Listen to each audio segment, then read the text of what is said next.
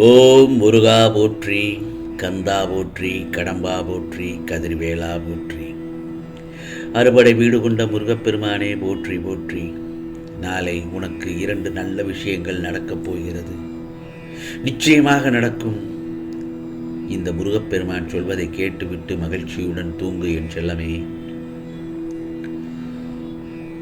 என் செல்ல குழந்தையே, எவ்வளவு அற்புதமான வாழ்க்கையை பெற்றிருந்தாலும் ஒரு சமயம் வேகத்தில், சில சமயம் கோபத்தில், ஒரு சமயம் அறியாமையால், சின்ன சின்ன தவறுகளால் தெளிந்த நீரோடையாக ஓட வேண்டிய வாழ்க்கையில் காட்டார் வெள்ளம் ஏற்படுகிறது.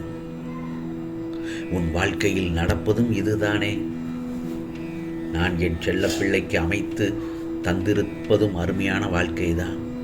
ஆனால் நிழலின் அருமை வெயிலில் தெரியும் என்பது போல வாழ்க்கை தடம் புரண்ட பின்புதான் தெரிகிறது அமைந்தது எவ்வளவு அழகான வாழ்க்கை என்று. இன்னும் கொஞ்சம் பொறுமை காத்திருந்தால், இன்னும் கொஞ்சம் யோசித்து பேசியிருந்தால், இன்னும் சற்று நேரம் அமைதியாக செயல்பட்டிருந்தால் இப்படியெல்லாம் நடந்திருக்காது என்று உன் மனம் வருத்தப்படுகிறது அல்லவா? ஆனால் என்ன யோசித்தும் என்ன வருந்தியும் எதுவும் செய்ய முடியாது. நடந்தது நடந்ததுதான். அதை யாராலும் மாற்ற முடியாது.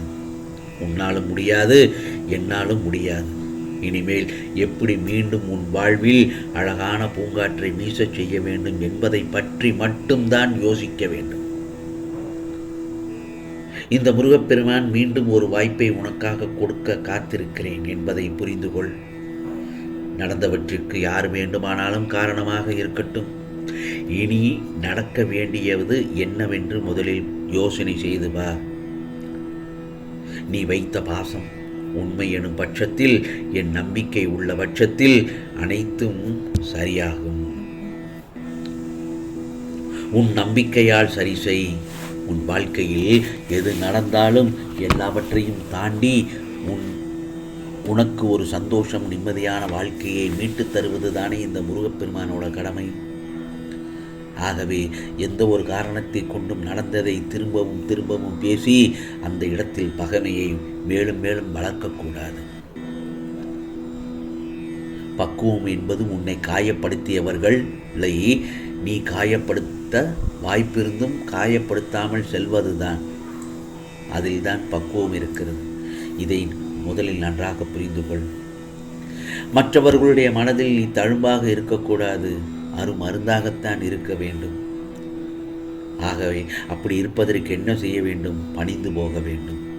பணிந்து போக தவறில்லை. பணிவு என்பது ஒருபோதும் பலவீனம் அல்ல, பலம்.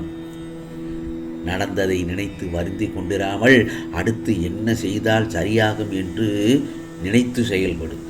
புரிகிறதா? இன்னொன்று சொல்கிறேன். நகர்ந்தால் தானே நதி அழகு, வளர்ந்தால் தானே செடிக்கு அழகு. அதேபோல்தான் நீ முயற்சி செய்தால்தான் மனிதனுக்கு அழகு. அப்படி இருக்கும் பட்சத்தில் உன் வாழ்வு நிச்சயமாக சரியாகும், சீராகும், நேராகும். என் செல்ல குழந்தையே, உன் அன்பு, உன் சந்தோஷம் உன்னை தேடி வரும். வரவேற்க காத்திரு. வளைந்து நெளிந்து சென்றால்தான் செல்ல வேண்டிய இடத்திற்கு செல்ல முடியும். அது பாதையினாலும் சரி, வாழ்க்கையிலும் சரி. உனக்கு ராஜயோகம் தொடங்கிவிட்டது. இது வார்த்தை அல்ல, இந்த முருகப்பெருமானின் சத்திய வாக்கு. வரம் தந்த என்னை நம்பிக்கையோடு வணங்கும் என் பிள்ளை, நீயும் உன் குடும்பத்தோடும் ஆசீர்வாதமாக சந்தோஷமாக வாழப்போகிறாய். நீ தேடும் தேடல்களை எல்லாம் உன் எண்ணத்தில் வைத்து இருக்கிறாய், சரி. செயல்களில் வேகம் இருக்கிறது. ஆனால் உன் புத்தியிலும் மனதிலும் அதற்கான வேகம் இருக்கிறதா? முதலில் அதை கவனித்துப்பார். வேகம் என்பது செயல்களால் இருப்பது அல்ல. புத்தியிலும் மனதிலும் ஒன்று சேர சங்கமித்த வேகம் உன்னை எல்லா சூழ்நிலைகளிலும் உயர்த்தி நிற்கும். வேகத்தையும் செயலுக்கான செயல்பாடுகள் எல்லாம் வாய் வார்த்தைகளில் சொல்வதையும் திட்டமிடுதலையும் முதலில் நிறுத்து. உன் பாதைக்கான செயல்பாடுகள் மிக அழகானவை. உன் பாதைக்கான செயல்பாடுகள் மிகவும் அழகானவை. அதை கடினம் என்ற எண்ணத்தில் பார்ப்பதை முதலில் நிறுத்து. அது உனக்கு பயத்தை ஏற்படுத்தும். புரிகிறதா?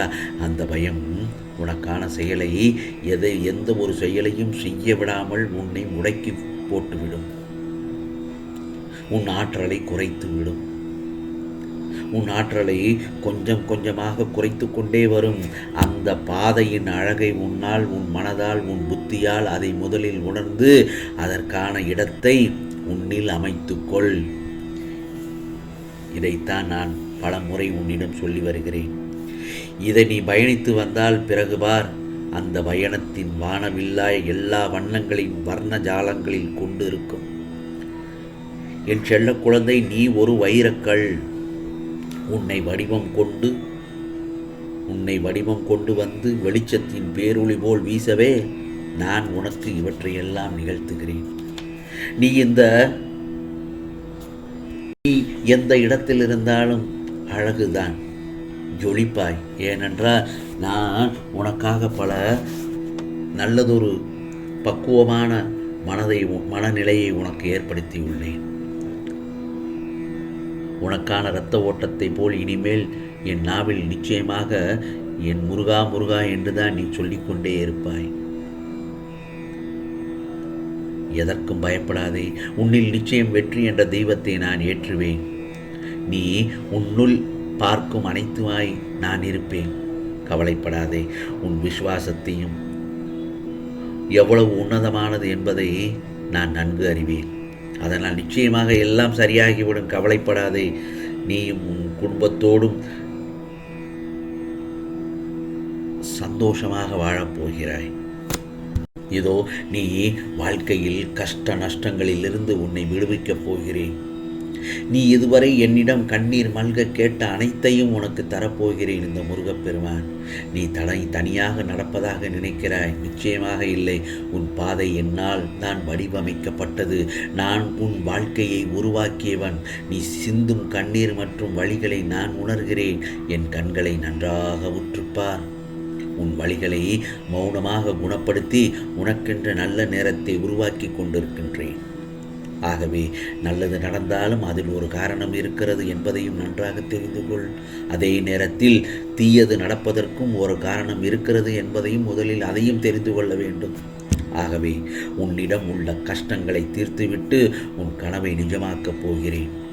ஆகவே நான் சொல்வதை கேட்டுவிட்டாய் அல்லவா? நிம்மதியாக தூங்கு என் செல்லமே. நாளைய பொழுது உனக்காக 2 விஷயம் என்று சொன்னேன். நிச்சயமாக பல நல்லதொரு விஷயங்கள் உனக்காக நடக்கப் போகிறது. நாளைய பொழுது உனக்கான பொழுதாகத்தான் விடியும்.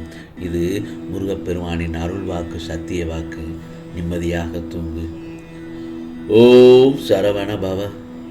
ஓம் சரவண பவ. ஓம் சரவண பவ.